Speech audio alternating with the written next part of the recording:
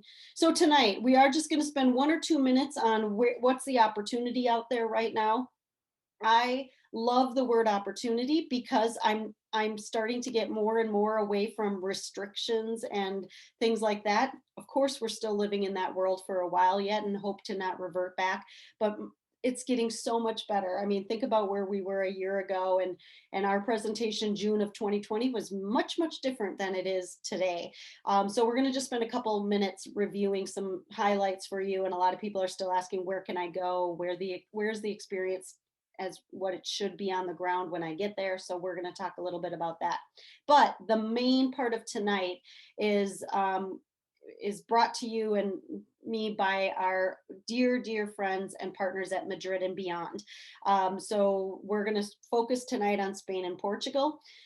We could spend hours talking about each of those. So we're going to give you some highlights and go through some different kinds of experiences through active travel and food and wine and family and art and architecture and other topical things that will share some experiences with you. And like I said, weigh in then with questions because we will end with that. So let's just start quickly by going over what is possible and what has been possible. And just as a reminder, or for those of you who are just kind of starting again to engage, because as you hopefully know by now, we are very respectful of wherever you're at in the mental and physical process of travel. Some people are now getting very comfortable that they've been vaccinated. Others are still kind of a wait and see. So it's okay. We are happy to start having discussions. Others we're already booking for next week. So it's up to you. Just bounce off of us and we're happy to help guide as much as we can. But just to highlight, of course, the top left is Cabo. So Mexico has been open and is really quite safe. Hawaii down in the bottom, of course, on Hawaii has been open. They've been doing a great job. The Caribbean, just a lot of the Caribbean is open and fine. Many are still requiring testing. Others have moved now that if you show a proof of vaccination, so it's getting easier and easier to go to those destinations, including Belize, Costa Rica. So not just the Caribbean, but a lot of Central and South America is starting to open. Of course, the US, our national parks for this summer and fall, we're free to roam around and do our thing, domestically. And of course, we can't forget about Alaska. Luckily, Jim and I are taking the kids. We leave on Saturday and are so excited to get up there into the great wide open and encourage and enjoy the beauty up there. But it's a popular spot. Even if you're thinking next year, it's not too early in the next couple months to even talk about next year. This year is quite sold out, but maybe worth a discussion depending on how you want to see it. And then, of course, what's coming, Europe, as you've probably been following in the news, is gradually opening more and more. The EU has kind of made a blanket announcement that they are encouraging the EU countries to open up to each other more and to international travelers. Of course, the top left, Iceland has been open for a while. It is busy. We have more Iceland leads going right now than we have collectively in several years. So if that's on your radar and you can look to maybe September or October, it's possible, but also keep it for next year. Croatia in the middle has also been open, as has Greece. So those three are kind of well-oiled machines already. So their infrastructure is back up and humming. They've re-engaged staff and service levels. So just know that those three have been and are continuing to be very active. Denmark, France, Switzerland, the bottom right, Portugal, of course, which we'll be talking about. They have all recently opened and many others are starting every day. It's changing. In fact, I just heard that Italy is opening. So finally, the news that we have all been waiting for. And of course, tonight, with our focus on Spain and Portugal, Spain announced a little while back that they've opened, and Portugal just recently, last week, announced that they are open to vaccinated travelers in the US. So, such happy news for us, and just progress. That's all we ask. Let's just keep progressing. Cruises are also opening, as you've probably heard, not just ocean, but river too. Alaska, some of them strategically, if it's especially US to US port. Canadian ports are still closed right now, but there's several that's a Seattle to Seattle or whatever. So if you have inquiries, let us know. Liz Matassa, many of you, if you're cruisers, know her personally. She can help, or reach out to me and I'll connect you. But other small ship cruises in Greece and in the Caribbean are open and ready to be booked. And then, of course, for next year and we're already booking a lot in 22 and 23 for cruises. So especially because we love the smaller to mid-size ships, which have lower passenger counts, they will be selling out. And so if you have date flexibility, it just puts us in a better position to put you in a great spot. So tonight is about Spain and Portugal, two of our favorite destinations in Europe. I mean, add it to the list, right? There's so many, but a lot of you have been inquiring about these destinations, and either want to go back or want to go for the first time, which is great. We don't care. We customize our itineraries anyway, so we will, nurture it and build it the way that is best for you. So what I wanted to just do is give you just a tiny bit of context geography wise. So of course it is part of Europe. Everyone pretty much knows that. But if you hear the term Iberian Peninsula, you know that refers to these two countries. So it juts out a little bit on the western part of that continent. And we're talking about those two countries in particular. When we look at itineraries, I mean, really, it's kind of even silly to circle areas, because really all of it is up for game, of course, up for grabs, because it just depends on what you are looking to get out of it there. Like, I don't have Madrid circled, but most of our itineraries either maybe end in Madrid because you fly home from there, or you're into fashion. So, again, keep it loose when you see this map. But I wanted to highlight a couple things, because a lot of the experiences we're going to talk about do revolve around some of these. Many start in Barcelona from the US. There's great lift, and more flights are getting incorporated all the time now with the demand increasing. And Barcelona, if you haven't been, it should be on your itinerary.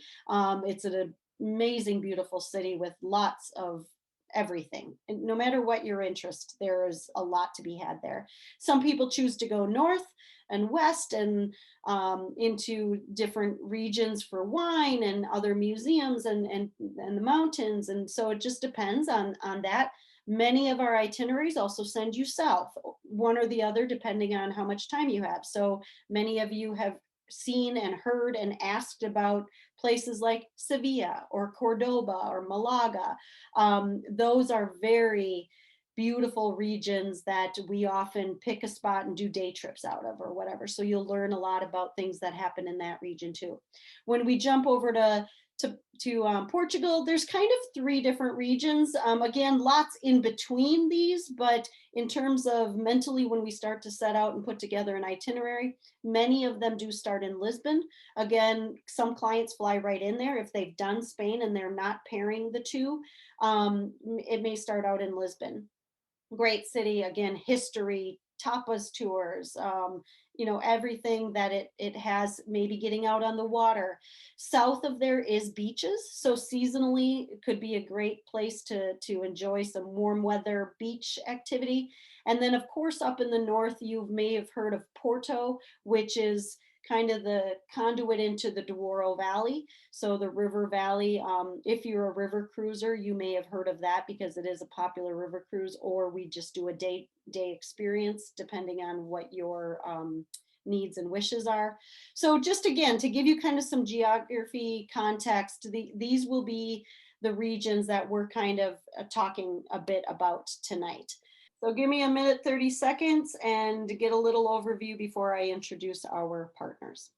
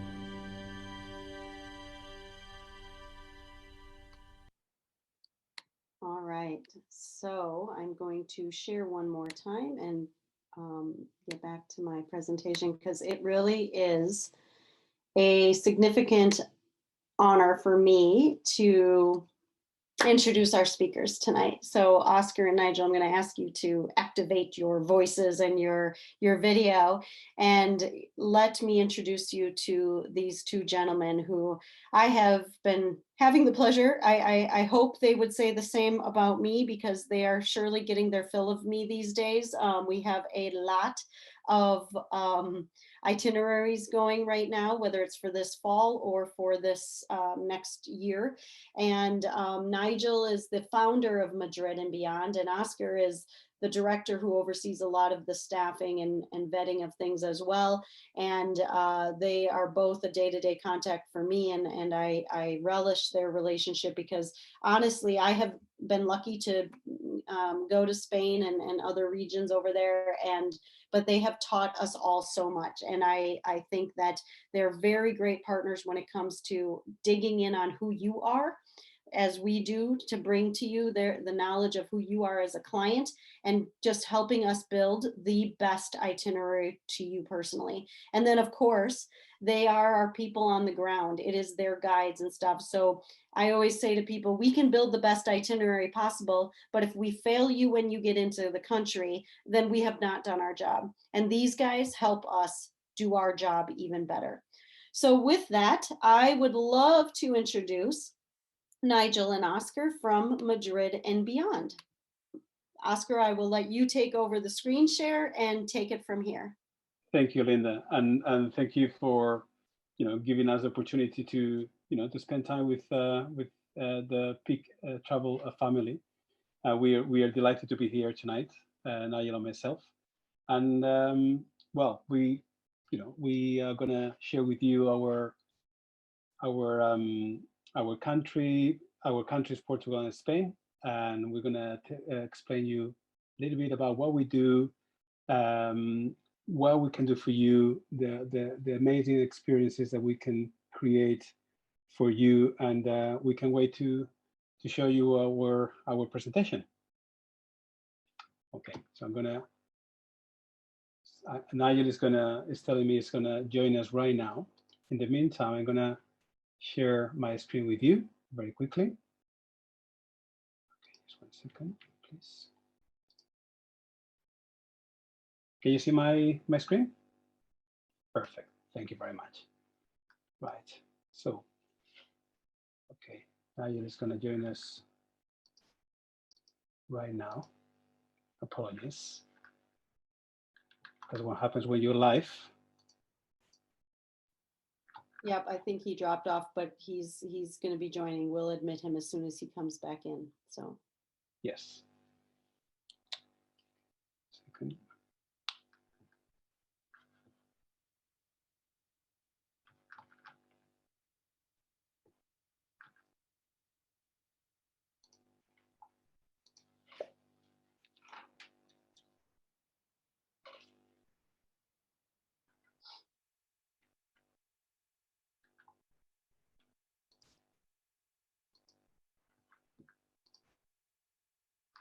you at least want to get started, Oscar, and then, or is he going to give an intro, or are you okay to just start and then we'll get back to him as soon as he's in? Yes, I'm going to start because he's trying to connect, but he's having some troubles with connection. Okay, Yeah. I'll watch for him. Okay, then. So yes, so thank you very much for again for giving us this opportunity, and we're going to share with you a little bit of Spain and Portugal. Um,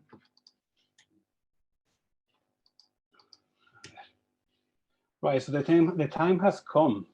Finally, we've been waiting a long time to finally welcome American travelers again in Spain and Portugal. Right now, from the 7th of June, Spain opened its borders to American citizens fully vaccinated or with traveling with children under 12.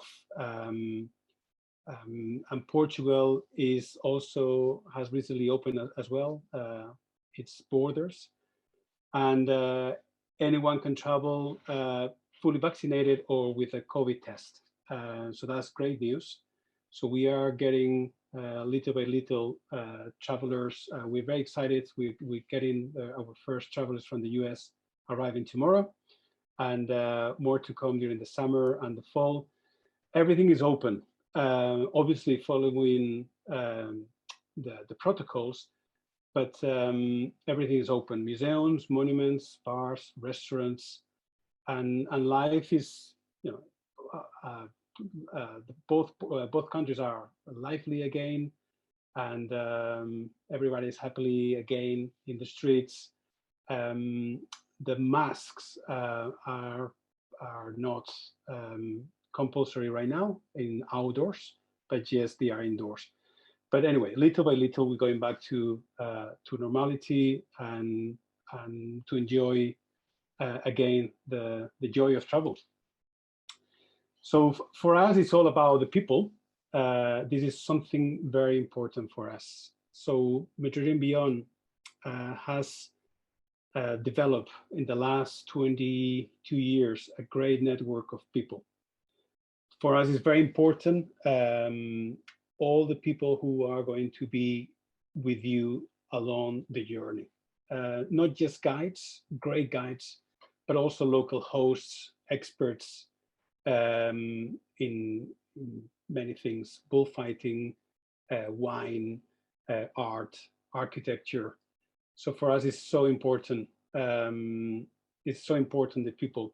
We're going to show you a video uh, where it shows very well what we're talking about. We want to introduce you some of our guys and collaborators, and you will see some testimonials from clients. Actually, we filmed a few of our clients. We went to their houses and we interviewed them. So everything that you're gonna listen is absolutely honest and spontaneous. And yes, if Linda can show us the video, that would be great. And then we will continue with our presentation.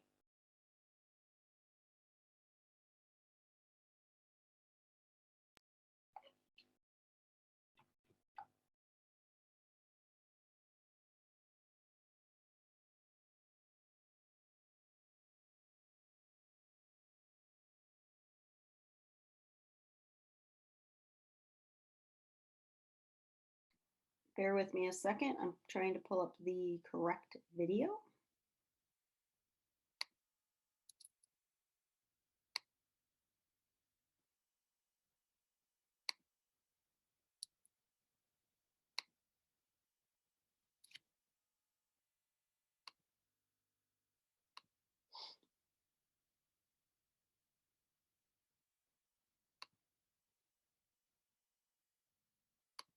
Sorry about this, guys.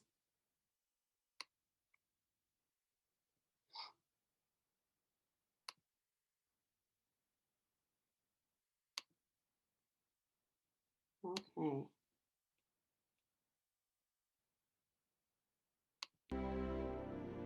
It is considered one of the biggest royal palaces in Western Europe.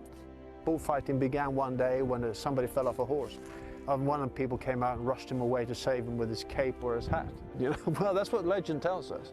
We don't see with our eyes, we see with our mind. The base of the flamenco is the gypsy music. The guides that Madrid and beyond have, they were all very different people.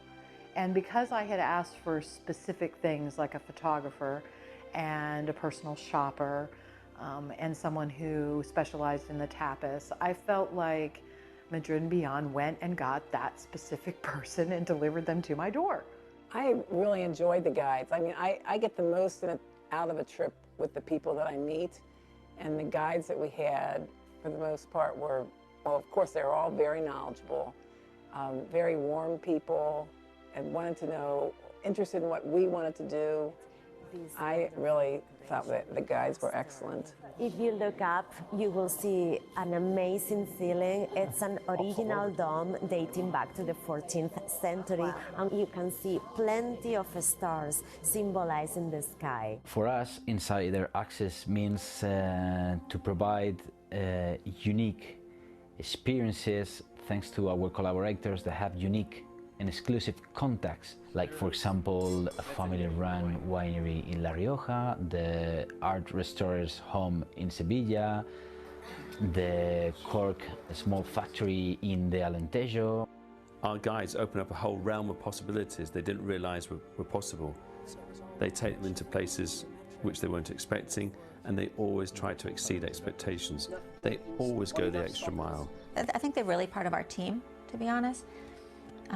They're guides we've been using for a long time, and they're an extension of Madrid and Beyond. Our clients so often say, when they finish their trip, wow, it's as though we've made 7 or 8 or 9 new friends, and they feel when they recall their times with the guides, they recall people who they want to continue sharing moments in their life with. Our clients can discover Spain in a way that even the Spaniards can't. The old town hall was that door we just walked by, and this new facade was done by the son of El Greco called José Manuel Teotocopuli, who designed that in the second half of the 1500s, so it's very Renaissance, right? And of course, in the end, it's not my tour, it's their tour, and I must get the best out of their time and have them enjoy it. They are on vacation in the end, so you want them to learn maybe a little bit to get to know the country, but to enjoy the tour. I live in the Douro Valley, which is in the heart of Portugal. We have this beautiful river, and you have these steep mountains where the vineyards are planted.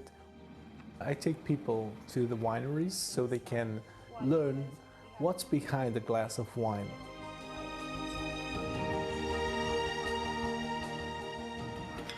Pinchos are our fast food. This is the traditional pinchos that you can find in San Sebastian. It's just a way to share with friends, you know, some wine, some food, and then enjoy time together. It's a great satisfaction to see how people leave the area with great memories, with lots of friends that they have, people they have met, and discovering a new region and a new history and new people with you know, that are here in the Basque Country. You know, it's very satisfying. They're on vacation. Americans work very hard, so when they go on vacation, they really want to have a good time, and I just have to help them have a good time. Everywhere we went, we were matched with a guide who was really incredible. Friendly, knowledgeable, connected well with our kids, because some of the tours are 2 to 3 hours long, so a half a day, and our kids were young. But these guides were engaging, they were lively, they helped us find the ice cream spot at the right time, and they really bonded with us in that short time and made it fun and interesting, and our kids really enjoyed it as well. We did as well. We can see the tower now there. They are going up.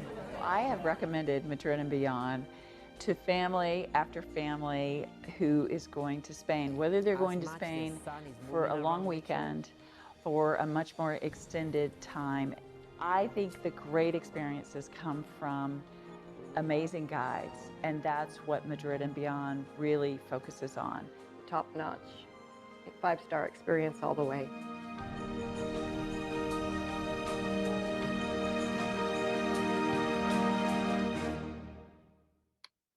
All right, Oscar, I'll let you take the reins again. Oops, hold on a second.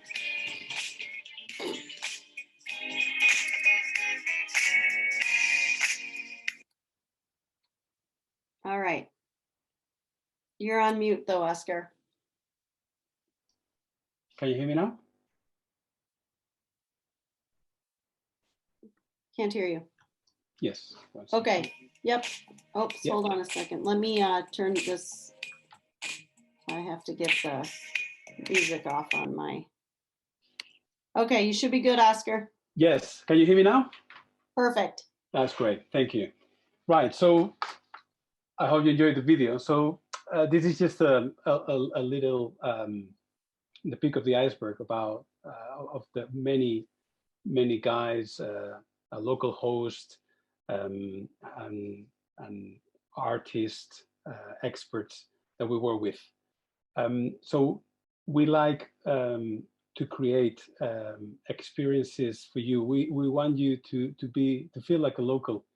And obviously, if it's the first time you're coming to Spain and Portugal, obviously you will be interested about a little bit about the history, about the art, the culture. Some of you would like to go deeper, and so there's no need to. There's a guide for every interest. We can go as much deeper you want to go. We can arrange really customized tours. Also, bearing in mind if you're traveling with your couple or with the family, with your children, we have great guides for every single client. So that's very important. We in the video we have seen experts in bullfighting, in architecture, like here in Évora in Portugal, James in the white villages of Malaga, one of my favorite places in Spain. Bruno in the Douro Valley. Bruno is the man. He's such a lovely man who knows everybody. Everybody knows Bruno, and he does this amazing tour in Douro Valley, combining a little bit of wine, the beauty of the landscapes, going through the river with a private boat, and taking you to these small villages hidden in the Douro. Culinary experiences. So part of food is part of our culture, and our society is the way we socialize. I think, at least for me, eating is fun, and we want you to get involved. There's something for everyone. It doesn't have to be your main interest. So as I say, we can do a tapas tour in Madrid or Barcelona, some petiscos in Lisbon, and at the same time we introduce you to the country. Not just the city where you are, but also the country. I think tapas is a great introduction to the country, because you're gonna enjoy our food, you're gonna socialize, you're gonna be mixed with locals, because we like to go out a lot, anytime, so we can arrange inside the tapas tours. We can give you access to not just the tiny bars, those hidden gems where only locals go, but also Michelin star restaurants. We olive oil meals in Andalusia. We can arrange for you cooking classes in a gastronomy society like this one in San Sebastian, or private houses, or even sharing the experience with a professional chef. This is a picture of pinchos in the Basque Country, which is, for me, I think pincho should be an Olympic game. It's just, I just love it. Is the Basque Country in Spain, in the north of Spain, is gastronomy is more than a culture. I would say it's a religion. So in the Basque Country, there's so many experiences and activities that we can arrange around food. And markets, I love markets. Also, in Spain, we love going to the market, get our groceries, fish, meat, socialize with everybody. And one of the things that we love is to take you to the markets and get your own products and then cook it yourself in a cooking class. Cooking class like this one in Barcelona is fun. It can be great for families, for couples, you know, everyone.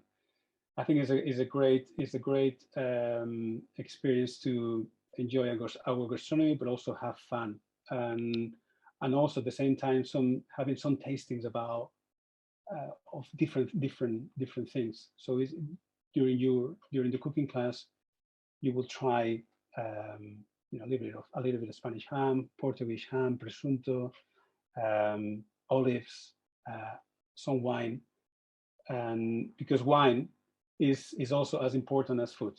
So I think we like to enjoy wine, whatever you are very interested in wine or not. Wine is always associated with the Spanish food. So we work with great wineries from the past, the old traditional wineries, and the most contemporary ones, family-run wineries. That's really they don't really open doors to anybody else. That's also one of I think the best things that Madrid and Beyond can offer, give you insiders access to not just wineries, but to many places that usually remain close to the public. So wineries, yes, in Portugal, the Spanish and Portuguese food is getting very popular all over the world, every time more and more, but also the wines. Portugal, until right now, it has been always very famous and popular for its port. But there's so many great wines, red wines, white wines, Vinho Verde, which is a refreshing white wine in Portugal. It's getting very popular. So now the production is more, and there's so much variety and great wines for very affordable prices. So these winemakers, these local people, they open doors to you to see how they produce a wine, but how you can see, if you're lucky to be during the harvest time, you can see a whole village just helping each other, and at the end of the day having a fest and a big party and enjoy the wine and the local food. Active outdoors also is a very important for us. For those who are looking for some action or outdoor activities, some hiking, cycling, kayaking, boats. This is great. Great. Spain and Portugal has a nice variety of landscapes. Also, is a great way to enjoy both countries. So it doesn't matter if you are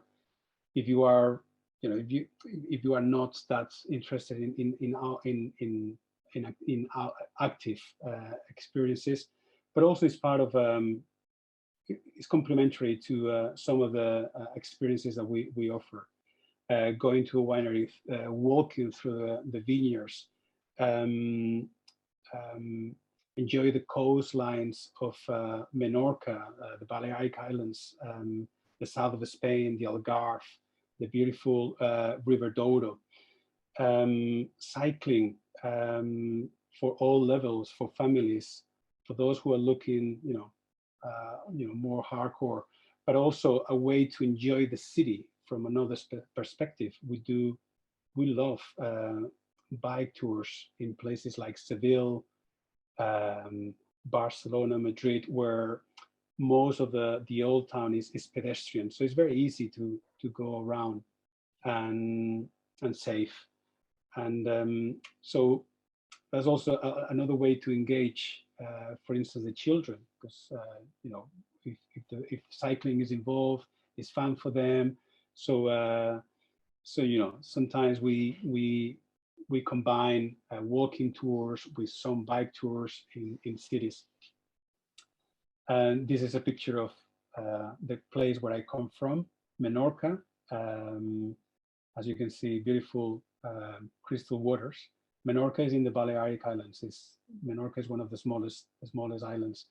And here I love to recommend our clients to do some kayaking, cycling, hiking. This is another picture from Menorca. Boat trips, yes. If you have the opportunity to go to the islands, to the Algarve, to the north of Spain, south of Spain, it's always great to enjoy a boat excursion. I think it's a great way to see another perspective, to see the country from the sea. And this picture, for instance, is Lisbon. This is one of my favorite tours that we arrange in Lisbon, a sunset sailing excursion along the river Tejo in Lisbon. The river is quiet. You can see a great view of the skyline of Lisbon.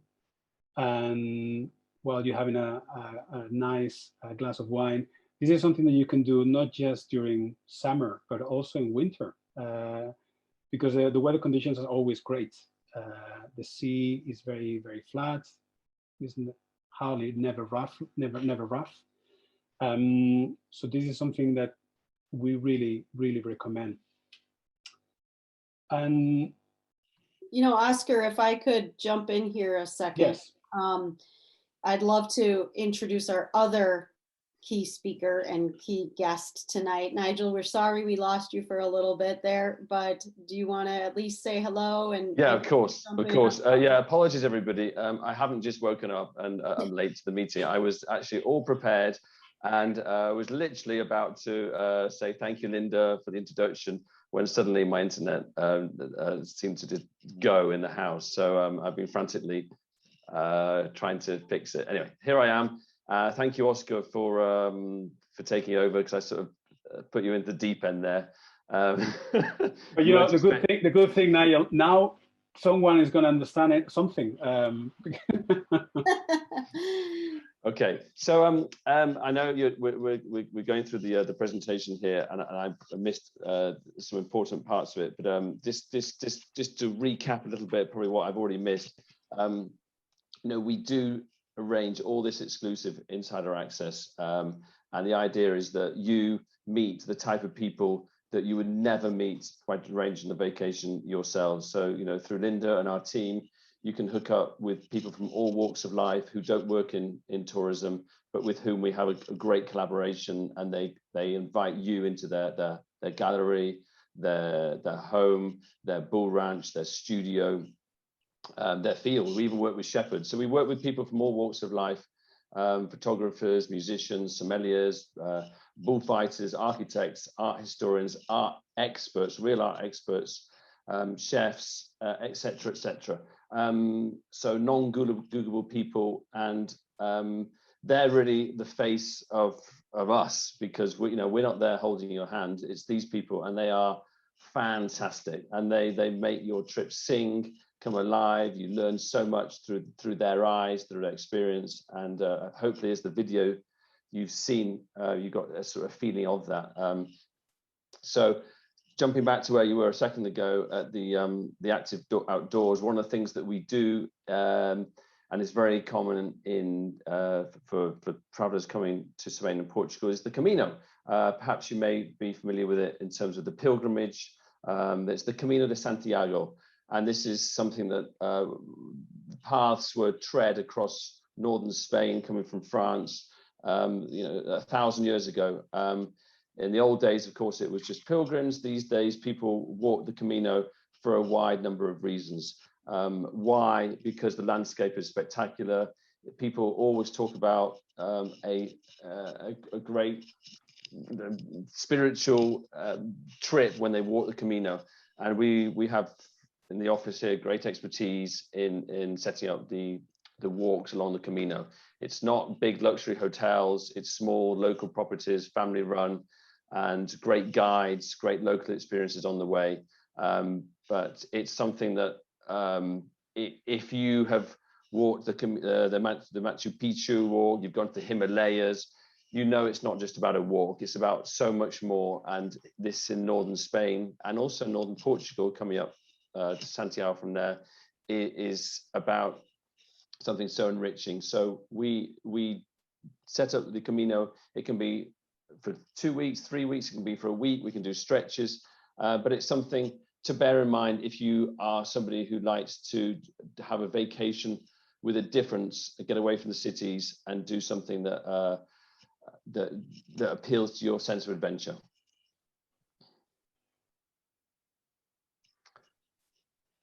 Those are some ladies who walked the Camino, and they reached what is known in the northwest Spain as Finisterre, which the Romans called the end of the world. And here they are at the end of the world, at the end of their walk. And I think all Camino walkers, when they get to the end, they feel a huge sense of satisfaction of a job well done. They go home with fantastic memories of their shared experience, not just between them as friends or as a couple, but those people they meet on the way. Okay, family vacations. I like to think that that's a real area of expertise for us. Oscar has 2 children. I have 2 children. We've traveled all over Spain and Portugal with our children. They're our little guinea pigs. If the children like the tours, the activities, the excursions, we know we're onto a winner. We seem to get a lot of multi-generational families, so the grandparents, the parents, the grandchildren, and we work with our guides and collaborators in such a way that we can create a trip where everybody is happy for the plan for the day, of the week, or the duration of the trip. We find that it's very important that always that children are engaged, however, whatever the age, whether they're 8, 12, 16, 20, it's so important that they're getting something out of it, and the parents and the grandparents can relax and enjoy the trip themselves. It's about having fun. And to be honest, Spain doesn't get a much better country in terms of having fun. I came to this country 25, 28 years ago, and that's what struck me. It was a country that was bursting with energy, vibrancy, and everywhere I traveled just bowled me over. And that's something that we want to carry through with the vacations with families, is that the children immerse themselves in the local cultures wherever they travel, and they're made very welcome. You don't find countries which receive children perhaps better than Spain and Portugal. Incredibly family friendly. Children are treated like princes and princesses, and they go everywhere with the family, even into tapas bars late in the evening, and they're welcome and they have fun, and they have a real opportunity to live Spain and Portugal through all their senses. And we try not to pack in too much, so there's also great downtime with the family. Also, apart from the activities, hotels, we think about good restaurants where the families can sit back in at lunchtimes on the evenings and have a great dining experience, which is good for everybody. So yeah, I think it's the family vacations. I think that's a real area of expertise, and which Linda knows about, and we've done some great trips together. So the families. I think she may share after this meeting and in the next days to come a video on the family vacations that we do to give you a better idea. Art and architecture. Well, of course, coming to Europe, France, Italy, Spain, Portugal, people often are looking to get a sense of the history of the arts, the great galleries, the great museums, the stunning architecture, whether it's dating back to 19th century or Roman times or even before. So, of course, when you're here, you can't escape that. You come to Spain and Portugal and you're just surrounded by history wherever you go. But of course, what we try and do is to give it context. So when you have guides in each city, they pitch the tour to your level of interest, your level of knowledge, and really allows you to learn so much more, get under the skin of each destination. You're seeing photographs of the Alhambra in Granada. We've been seeing the Mezquita from Cordoba. We've seen images from the Sagrada Familia in Barcelona. There's a Roman aqueduct in Segovia. It's really sensational to travel across Spain. Every destination, which is so different. This is one of the things we're so lucky about in Spain and Portugal, is this the variety of architecture, landscapes, gastronomy, even language. Many of you are probably aware that in Spain, it's not just Spanish that's spoken. You have Catalan, you have Gallego, you have Basque, and of course, in Portugal, it's Portuguese. So there's a real sense of variety. It's not just everywhere you go, it's not going to be something similar. There's real variety. And here is in the photograph, the slide, we have a professor of contemporary art. In fact, he's a major art critic in Spain, a very, very well-known name. And we've been fortunate to work with him for the last 14 years. So he goes beyond perhaps what an art historian can provide, and really gives an incredible angle on contemporary art, which leaves all those art enthusiasts sort of jaws hitting the ground. He is incredible, and good sense of humor too. He was married to an American lady, and he speaks great English and is a great asset to us. So are you saying that if he was married to an American lady, he had to have a good sense of humor? He developed a good sense of humor, yeah, being married to an American lady. Good answer. So, and here another example of how these insider contacts we have. We work with these art restorers in Seville, and in their home they have an art studio. They restore pieces of art from public museums, from private collections. Some is incredibly valuable, some less so. Some belong to the family heirloom. But the art restorers explain their work, and they even allow you and the family to get sort of hands-on activity in restoring pieces of art. And this is another favorite of ours, because sometimes, especially with families and children, because it allows people to go really into the world of art. And it's not just a painting on the wall. They understand how the painting came about. They understand how the techniques for tracking if it's fake, if it's genuine. Why is a painting worth $40 or $40 million? What makes a painting so valuable? And once you start talking about the value of paintings, ears prick up and people get engaged, and they're a great collaborators for us in Seville. And after the visit, they take you into their lounge, you have a chat. They know everybody in Seville, so it's a really fun, lively, engaging conversation. And this is kind of symptomatic of what we try and do all over Spain. Just go into people's private worlds and learn more about what they do and their background. And it's a sort of snapshot into the city or the region. And traditions with a twist. I'm going to come back to Oscar, the Spaniard, the matador. He can tell a little bit more about the traditions that we like to tap into. What we try to avoid are the cliche type experiences. A typical flamenco show, going to a bullfight on your own. What we try and do is to go into those worlds, into those traditions, at a slightly different angle with a local expert. So, Oscar, take it away. Yes, thank you, Nigel. So yes, that's it. We like to go beyond the cliche, and we like to not just, for instance, with the flamenco. We want you to be interactive with the flamenco dancers, with the singers, to understand a little bit more what's going on with the flamenco. Is a beautiful art, but also something very, very cultural, very something very unique, especially in the south of Spain. We were with, for instance, a good friend of mine who's a gypsy guy, and he's very well known in all the gypsy community and the flamenco community. And sometimes we bring together some of his musicians, friends, and we can create a spontaneous flamenco session, and also taking you to all flamenco places, flamenco bars or clubs where actually not even the locals know, and that's great. About the artisans, this is something that I really love.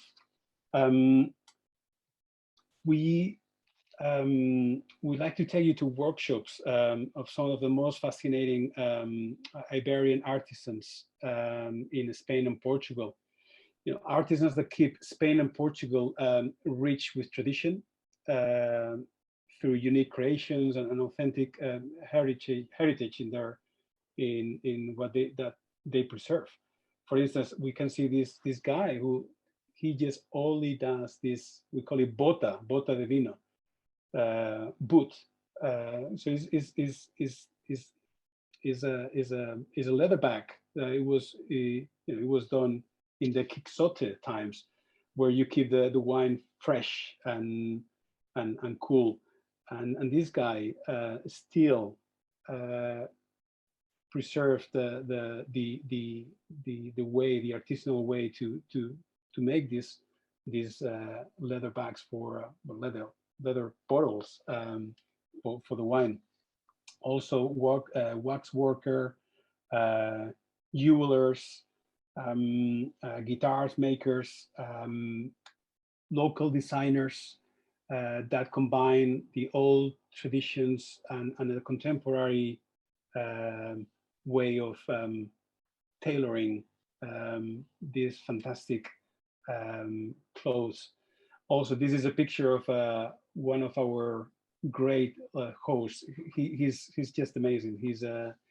He works for several magazines of fashion, but also he knows everybody in the world of fashion, and he opens the door to local designers in Madrid, in Seville, in Mallorca, even in Lisbon. So these local designers,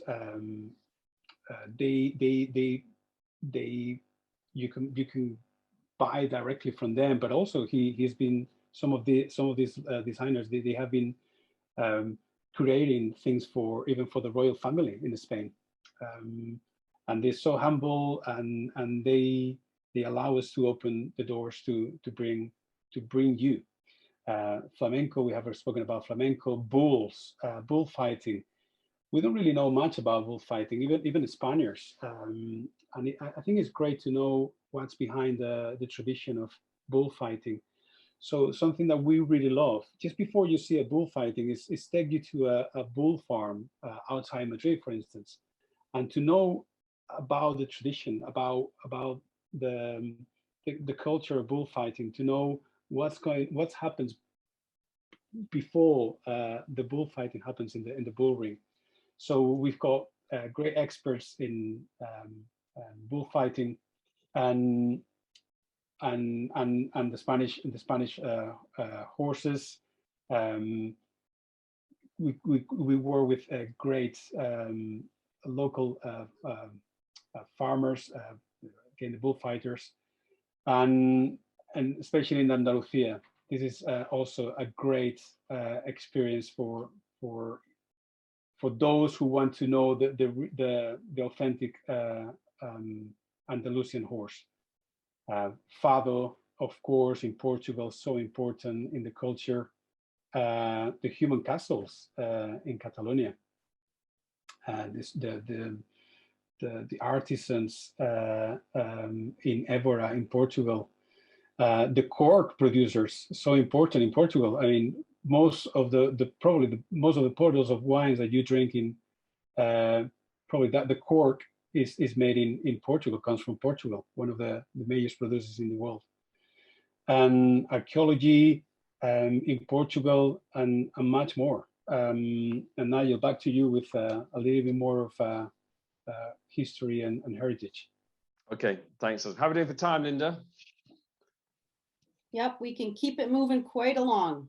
Okay, great. So Jewish heritage is so important for the travelers coming to Spain, getting an insight into what happened in the past and the Jewish communities all over Spain, especially in Cordoba, Andalusia, but also in northern Spain, up near Girona. What we try and do is provide guides, not only experts in Jewish heritage, but Jewish guides themselves, and access also to the local Jewish community. It's great. There's a real sense now of appreciation of the Jewish heritage, and I think this is something that you can either dip into lightly, or you can get really, really deep. And we have great people in all those destinations which are synonymous with Jewish heritage. Magnificent destinations. This is really just a few photographs just to show you kind of what's out there. There's so many destinations in the Iberian Peninsula to choose from when you come on vacation. So the hard part is knowing where to go, and then even harder is working, which places to leave out. Linda mentioned before about Barcelona being a must, but you've got places like, we've got the capital Madrid, you have Lisbon, you have San Sebastian, you have Toledo, you have Segovia, you have Bilbao, you have Porto, you've got the north there, that's in the northern Spain with the mountain range, which comes up right close to the northern coastline. It's spectacular. This is not far from Bilbao. Seville, of course, and Granada.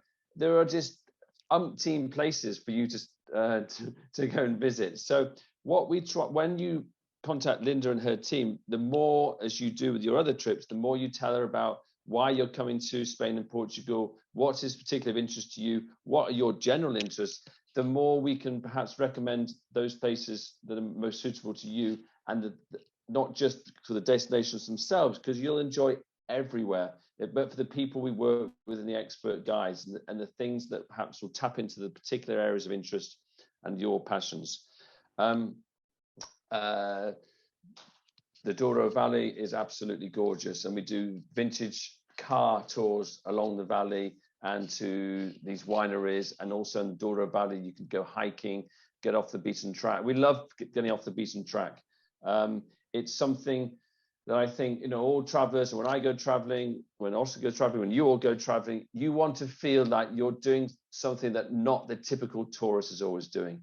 And that's our driving force, is always looking for great places that are relevant, fun, interesting, where we can connect you with great people, and where you're not feeling that you're walking with hundreds or thousands of other people on the same path. I'm sure you've all been places in Europe on previous vacations where you felt, my goodness, you're just part of a tsunami of people.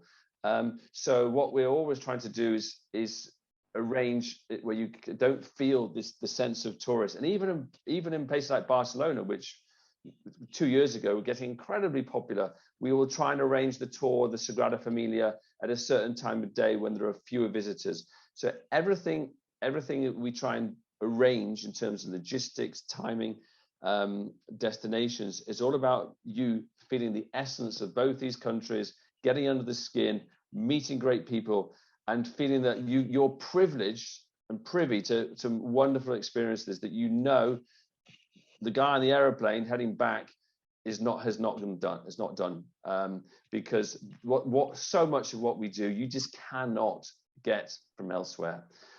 So we're getting towards the end of the presentation, but it's just there are incredible landmark properties in Spain and Portugal, places that win all the awards every year, which look spectacular, are spectacular, and they're not hard to find if you open a guidebook, you go on the internet. But as well as those properties, it's our job to get out there to find these beautiful hidden gems in rural areas, lesser known places on the islands, which offer something that's very personal, that's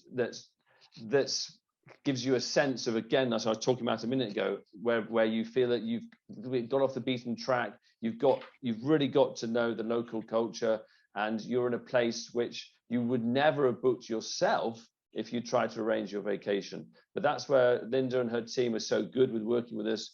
They give us a sense what you're after, and if you're after something a little bit off the beaten path, something that's going to make your vacation uniquely special with want to stay in one of these places, then we love to include them.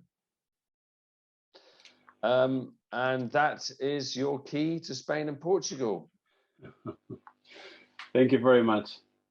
That is excellent, you guys. We actually have quite a few questions. So for those who can stay on, I know we're a little bit over our time, but hopefully you found this all valuable. As you can tell, we could go so deep on any one of those topics that, it could go on forever. And Aaron, I'll have you jump in. But in the meantime, I'm going to ask one question that came in over the chat.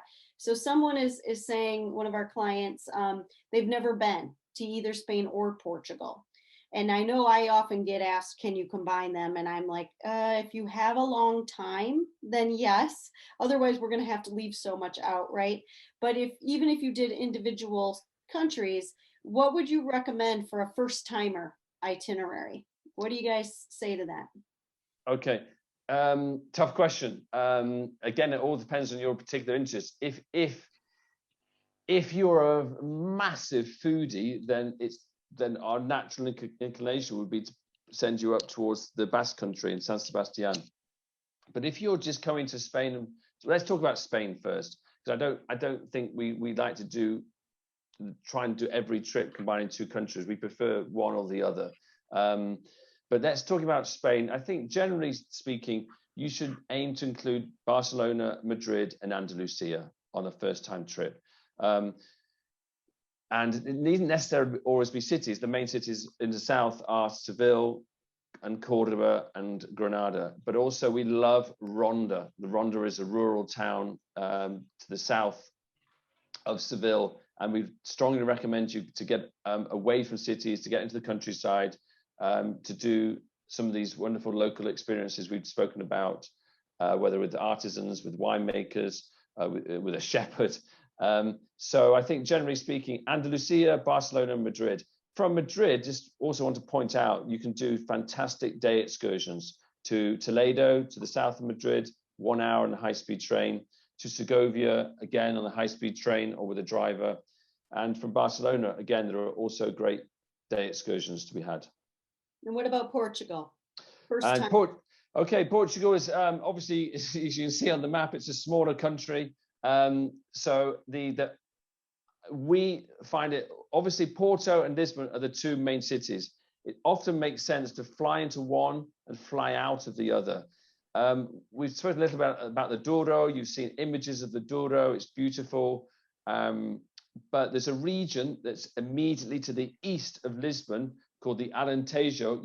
The name is not marked on the map, which is the area of Portugal which is the most, let's say, the most traditional. It's countryside, it's historic castle towns, and that's where we work with tons of local artisans, local producers, and there are some spectacular rural properties. So that's an area which I personally love, and more you'll see it more and more in these travel magazines. It's becoming very, let's say, fashionable to sort of go to places like this. But at the moment, it's still relatively unknown, and we love that area to the east of Lisbon. Excellent. Aaron, why don't you pull up the next question while I just also add one comment on there that, and with that comes questions of, well, how long do I need and things like that. On any of these itineraries, we often recommend, definitely, if you're going to travel that far, clearly, but just even in general, you're going to feel cut short if you're not minimum 7, 8 nights, ideally 10, 12, 14, where we can get a little deeper in any or multiple of these areas. Because if you've worked with us before, you know that we love to not bounce you around too much.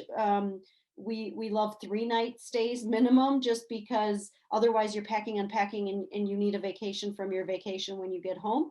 So if you keep that in mind and you combine any of these things that Oscar and Nigel have mentioned, is that time can go quickly. So keep that in mind.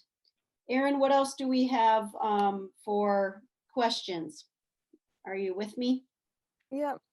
Someone asked about, besides Rioja wine, are there other key varieties one should taste in these areas?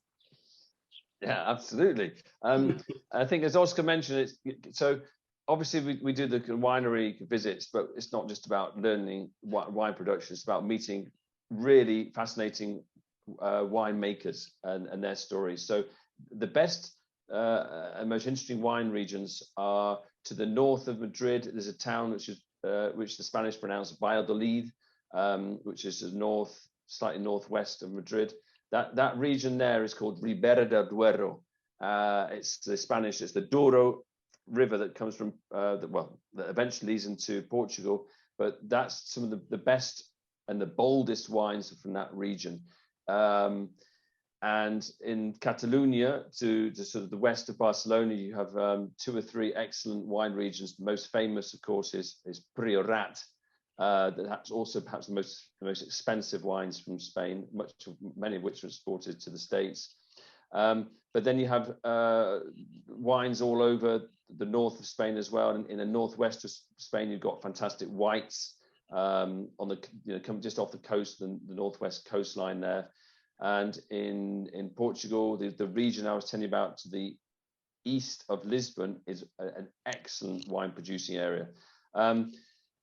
You won't be going to wineries all around the Iberian Peninsula. You won't. So what we can do is, at the beginning of your trip, you can have a wine tasting session, whether it's in Madrid or in Barcelona, which can introduce you to some of the best wines in the country. And that's quite useful when you go out, because you'll go out to dinner each evening and you'll get given a wine list, and you'll be given all these regions. It's about regions here, not about the grape variety. And you'll be given all these regions of wine, and you won't really know what to order. So having an introduction from somebody in Barcelona or Madrid or Seville about Spanish wines can really set you up for the whole trip. And that can be combined with tapas. Exactly. But yeah. Erin? And there's a question about surfing, which is something we might not think of as a Portuguese highlight, but can you tell us more about this and when it's best? And yes. Can I answer this one, Oscar? Okay, go ahead. I'm sorry. That's all right. That's all right. I'm sorry. I'm taking my children surfing this summer, and we're going to be on that coastline in Portugal, south of Lisbon. Just outside that red circle, there's a little town called Sines. Just south of there, there's great surfing for all ages, and Portugal is known to have huge waves. The biggest waves actually are those that come into the north of Lisbon, but it's a great area for surfing. We work with some great people there. You can also go surfing in the north of Spain, and San Sebastian, to just near Bilbao by the French border, is probably the best place to do surfing. And we include it in itineraries for those families who have children perhaps between the ages of 9 and 20 who want to do some surfing. They can either have a class and then go off on their own, but yeah, it can be included. What time of year is the high surf? You're talking about the big waves in Nazaré, for instance? Yeah. Well, Nazaré is it's a very well known. That's always in the news. That 30 meters high wave. That's in winter. Usually it's from November till March, because in summertime it gets it gets, the weather gets better and it's not that, the sea is not that rough. So yeah, I would say between November and March. Nazaré is about 2 hours away from Porto, an hour and a half from Lisbon. So it's a great place to stop if you like surf. But you don't want to stay there. You just want to see the waves and see the vibe. So it's a great place to stop in between from Porto to Lisbon or vice versa. So, and also with that question, and I know a lot of our clients always ask, what the best time to come to Spain and Portugal is. Do one of you want to address the kind of seasonality, whether it's peak or shoulder or other tips that you guys have? I think May and June, September and October are the probably the best months to visit, because you don't get the intense heat of July and August, but you generally get very good weather, benign to warm. It's dry, it's sunny. But if you look to come in the winter, we can also do some fantastic trips, but the days are a little bit shorter. Obviously, if looking to go to the islands like Mallorca or Menorca, where Oscar's from, that has to be kind of late May through to late September. Yeah. But Christmas time, we get many people coming at Christmas time, and but obviously you're coming not for the weather, you're coming for a different type of experience. But I think generally speaking, if you're not sure, go for spring or the fall. And obviously next year, obviously we have gone through really weird times, and probably next year the seasons will be all year because people will is anxious to go out and travel and enjoy again the joy of travel. So next year probably there will be.